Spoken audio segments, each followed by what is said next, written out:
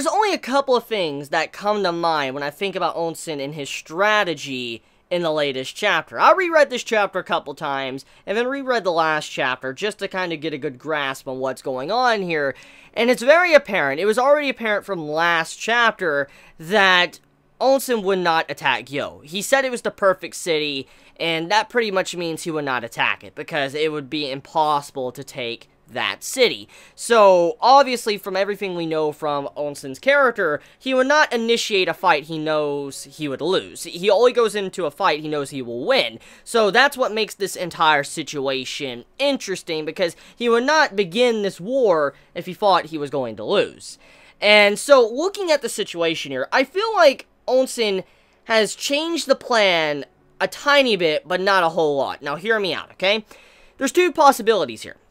Actually, three possibilities. Number one, the towns that Ousen is directing the entire force to attack, these little cities around Yo, I'm assuming he's wanting to capture a bunch of little towns to surround Yo completely, for then it's pretty much the exact same situation. They kind of have Yo, but they don't have Yo, if you understand what I'm saying. It's to where Yo is isolated, they can't do anything at all, but they still have that land, because they, completely surrounded, and so they're able to supply reinforcements to the individual forts, and it makes a situation to where, Zhao, they can't actually, attack one fortress at one time, because if they were to take a fortress by fortress, like one by one, it would leave a situation to where there's an opening, and the other fortresses and forces could come around and attack Zhao and wipe out their army from the back, like completely flank them, because they were focusing on one city. And because of that, that means they would have to split up their forces all around the many little towns around Yo, which would cause it to where the battle can become even, and there is a potential possibility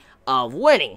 But if it's not that, I feel like it's probably a plan also to starve out Yo, because if Yo can't get reinforcements, we don't know how much Yo has in terms of military might. We know they probably have enough to man the walls, support a siege, and pretty much survive anything that, our country, Quinn, would send at them. However, the point still stands is they probably don't have a large enough force to wipe out the army if they were to leave that fortress of Yo. So if somehow they can make a situation where the forces inside there leave, they create an opening, they try to go in and attack, one of the cities that Zhao's also attacking to try to take a city back, the other fortresses can come out of their fortress and attack Yo and take over the city. That's another possibility here. But if it's not that as well, this can also fall to the king of Zhao. We can also think about what he is as a person and what he has done. We know he doesn't really care much about Riboku, he doesn't really give a shit at all, so there's a very likely possibility he might fuck something up as well. That is a very likely possibility.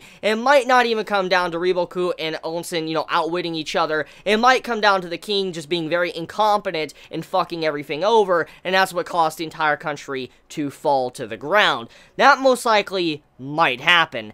So, yeah, I mean, Ousen's plans overall, they're a mystery. They're definitely a big mystery right now, but there is some possibilities here, and everybody right now is just very terrified and scared because they don't know what the hell is going on. They're not following the original plan. It's a suicide mission. They're surrounded on all sides. That means there's no going back. They can't go back now. It's already GG. They cannot turn around.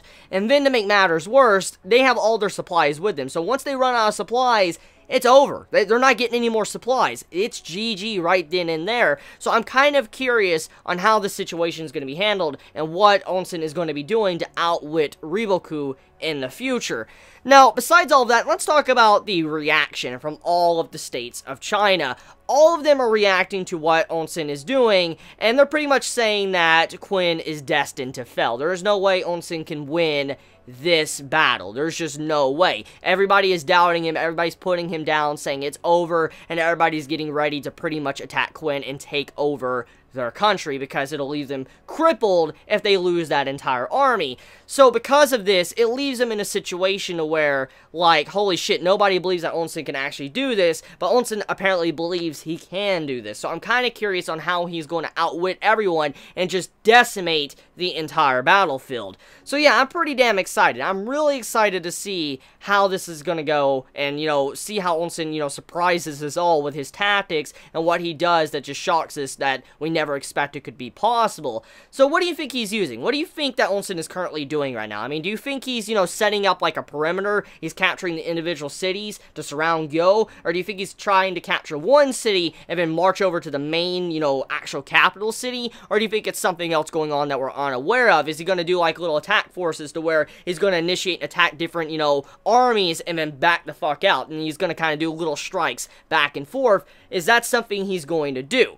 Let me know your thoughts in the comments below. And yeah, great chapter. Freaking hyped. Can't wait to see what happens next. Love you all so much. Please be safe.